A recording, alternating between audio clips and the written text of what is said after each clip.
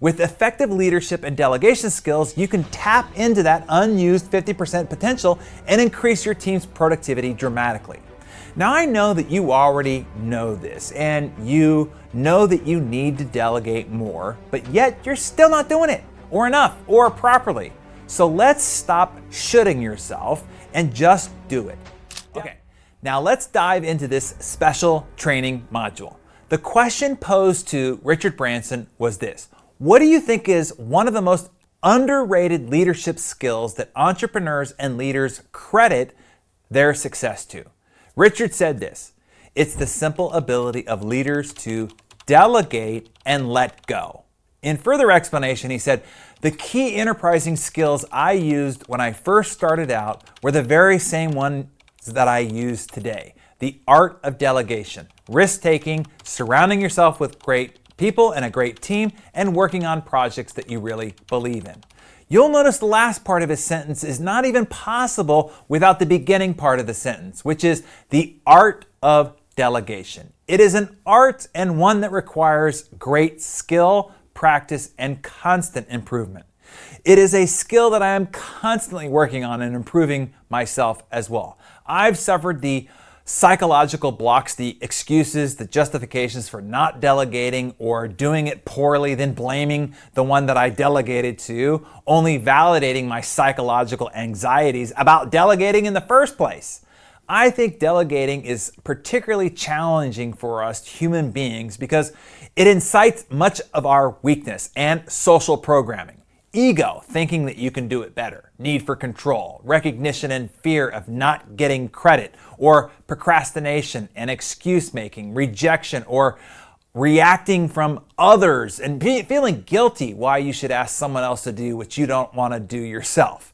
This is why, even though we know delegating work plays such an important role in leadership and achieving our big, hairy, and audacious goals, we still see very competent people struggle to delegate or delegate enough. Highly talented people relegate themselves to attending to routine and lower level tasks. The founder of the JCPenney retail chain, James Cash Penney, by the way, that is actually his name, James Cash Penney. Crazy, right? This is what Cash Penney said. He said, the surest way for a leader to kill him or herself is to refuse to learn how to and when and to whom to delegate work. The inability to delegate properly is one of the main reasons why leaders fail. But leaders often mistake delegation for passing off work, so they don't do it. And thus they end up wasting their time as well as the company's time and resources. As Richard Branson says, if you really want to grow as an entrepreneur or a leader of any kind, you have got to learn to delegate. He said, and I'll read this for you, when my friends and I started up Virgin, I knew that I was lacking vital knowledge on some subjects, and so I started learning this skill, the art of delegation, very early in my career. I delegated the areas that I struggled with to people who also believed in the project. This freed up my time to focus on what I was good at. For me, as founder of an entity that now operates 400 enterprises, the one thing I was good at was finding the next business to start up. Look, if you want to be a high achiever, you need to give up the activities others can do better so that you can do what you are gifted to do. The quality of your life, the quantity of your achievements come down to one metric: the number of hours you spend in your strength zone, your unique genius zone, your passion zone, your high energy zone, and your high outcome zone. Staying exclusively on the right side of your leverage curve. Your ability to delegate and manage important tasks outside your few vital functions is the key to you rising above your current performance, thus current income level, thus towards the lifestyle of your dreams and the life that you were meant to live. Here's another critical lesson. Learning how to delegate is not only about maximizing your own productivity and value, it is also about maximizing the productivity of your team. Your job as a leader is to get the highest return on the company's investment in people. The average person today is working about 50% of their capacity. With effective leadership and delegation skills, you can tap into that unused 50% potential and increase your team's productivity dramatically. Now, I know that you already know this, and you know that you need to delegate more, but yet you're still not doing it, or enough, or properly. So let's stop shoulding yourself and just do it. Delegate it or delete it, but just get on with it already. So here's what happens. Most people give up on delegating because the few times they tried, those that they delegated to didn't do it right or the way that they wanted it done, so then they became gun shy about doing it thereafter. Does that sound familiar? Well, I'm sorry to be the one to tell you this, but there's a 99% chance the reason why it's your fault, not theirs. They didn't do it wrong, you did. You failed to delegate correctly. First off, delegation is not abdicating. You can't just say, here, you do this. Let me give you a for instance.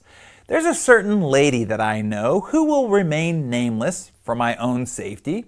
She had recently hired a housekeeper, but that housekeeper, to my surprise, was soon fired. I asked the lady who will remain nameless if she had spent time training the housekeeper on her preferences and if she provided the housekeeper with the products that she wanted her to use. Her response to me was, she's a housekeeper. I would expect her to know how to clean and have the right products.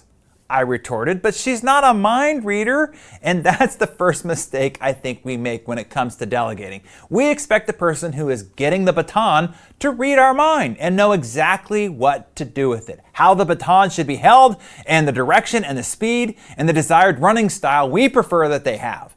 All those details have to be passed with the baton. So let's start with this fundamental. Successful delegation has more to do with the delegator, not the one being delegated to. This is where the responsibility lies. If you want the job done right, you have to learn how to delegate it properly. So let's outline the proper process. Are you ready? Okay. Of all the convoluted advice there is out there on this topic, and trust me, there is a lot, because I've made a study of this skill for my own use and development. It boils down to these 5 key points that I'll outline for you now. Okay, here we go. First off, you have to set time aside to delegate. One of the biggest excuses, or let's say barriers to delegation, is the perception that you don't have enough time to find the right person or adequately explain or teach your team member the skills necessary for a delegated task. So you just do it yourself. Sound familiar? Even though it may take you less time to complete that task now, where does that put you the next time that task must be completed? This feeling is paradoxical because one of the main benefits of delegation is saving time. One aspect of that is investing the time now so that you can benefit from the compound return of that time and time again without spending any more extra time. That is what pausing for a few moments, investing the time now to find, train, and equip a person to take over a task for you can deliver. Then you can reap the reward of that investment over and over again as they continue to perform that task for you. But it requires an investment up front. Know that and understand that the future returns are so compelling that it will compel you to make that investment. The compounded interest, the compounded time it returns to you is so magical and so magnificent, it's almost godlike. This is how people like Richard Branson, Jeff Bezos, Elon Musk, and the rest can enjoy a compounded return on their time. They made one investment in finding, training, and equipping somebody to delegate to, which leaves them free to frolic on the beach like Branson, or play with your rockets like Musk, or continue to pursue world domination like Bezos. So number 1 is this: force yourself to hit the pause button. Invest the time now so you can reap the multiplied and ongoing return. Got that one? Now be sure to be patient. The first time you delegate any task, it's almost certainly going to take longer than doing it yourself. That's just normal. Just remember that the payoff down the line is well worth it. Okay, here's number 2. Delegate to the right person. Not just anyone, the right someone. I start with finding someone who loves what I hate. It's always amazing to me that someone loves to do everything. It's true. Things that I think are dull, laborious, downright soul-crushing, other people find fun and exhilarating. And then there are people who find what I do to be dull, laborious, and downright soul-crushing to them, and it's quite fascinating to me.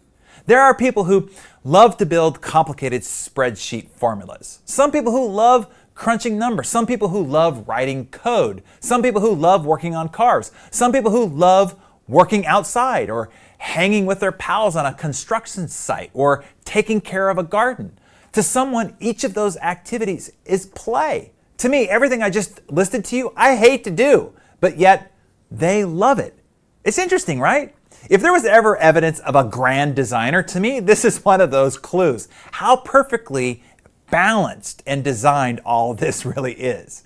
Now, your job is to just match the person to the job. Find someone who loves to do what you want done. Find someone who plays at that thing you find work. Now, if you find someone who loves to do what you need done, usually that also means that they have a superpower in that skill. Usually what involves your superpower is also something that you like doing, like Superman's affinity for flying or Aquaman's joy of swimming. Now, I don't want to assume anything here, so let me be sure to add in this. Use your instincts. Just because someone is enthusiastic to help, you have to also pick someone whom you can trust your assignment to. For example, there is the fable of the sheep herder and the wolf. A sheep herder, guarding his flock, had a wolf continually prowling around his sheep. The shepherd watched very anxiously to prevent him from carrying off one of his precious lambs. But the wolf did not try to do any harm. Instead, he seemed to be just helping the shepherd look after and take care of his sheep. At last, the shepherd got so used to seeing the wolf about that he forgot about the nature of the wolf. One day, the shepherd had to go to town on an errand, and the wolf enthusiastically volunteered to watch after the flock. But when the shepherd returned, he was horrified to see how many of his flock had been killed and carried off. He knew how foolish it was to delegate or to trust a wolf, as he explained. "I've been rightly served. Why did I trust my sheep with a wolf?" The moral of the story is this: be sure that you pick the right people to delegate to, those whom you can trust to not kill your flock or projects. Trust your instincts. The other consideration in finding the right person is in the work standards and values that they keep. For instance, I'm a bit of what we like to call on our team OCE. Instead of OCD, obsessive compulsive disorder, we call it obsessive commitment to excellence. In the choice structure of fast, cheap, or excellent, pick two. You've heard that before. I will always pick excellent and fast in that order. I'll spend more money. I'll give you more time even to do it with excellence. Instead of just getting something cheap or sacrifice excellence in speed, I will be much more at ease and sleep better at night if I know I have delegated something to someone who also shares my standards for excellence. Now, don't get me wrong. I'm not saying having a standard of excellence is any better. Many people far wealthier and more successful than I would say, throw it all up on the wall and see what sticks. I'm just sharing you my preference and what will allow me to trust the person I'm delegating to, thus also relieving me of not only the task, but the mental anguish of it being done to the standard that I want it done. When you pick the person that you're going to delegate to, tell them why. Explain that you recognize their unique superpower in this particular area. Tell them how you've seen them grow and develop and hope that this assignment is an opportunity for them to take on more responsibility, grow new skills, and advance their development further. Number 3 is this: clearly define the goal and what success looks like. When delegating a task, don't just explain the what of the task, but also the why behind it. Why does this task need to be done in the first place? What is the decision around making it? For instance, let's say that you're teaching the task of providing a refund. Don't just explain the task functions, but explain why this person's getting a refund and the decision-making process behind it. This will not only teach them a skill, but also start fostering autonomy. Next, explain how they will be measured. How will you know if the job is completed properly or not? Schedule a deadline with progressive check-in points. You are not going to micromanage, and presetting any necessary check-in points relieves you of having to continually think about it. Once the deadline and the check-in points are established, this will allow you to clear the entire assignment for your mind. You know exactly when you will get an update. This is essentially boxing and shelving the assignment in your head. Pick the person, train and equip them, complete the handoff, and then it goes back onto the shelf for you until the next check-in. Clarity of deadline and check-ins is not only mentally relieving for you, but most importantly to the person being assigned the task. Clarity and certainty is empowering, knowing where the end zone is, what play is being called, and when the next huddle for regrouping allows them to just focus on performing. Now here's an important distinction that I needed to learn in my own delegation. Delegate the objective, not the procedure. This is the key to not being a nightmare of a micromanager, which I probably was in the past. Instead, set clear standards for what kind of quality of results you're looking for, and then let them do it.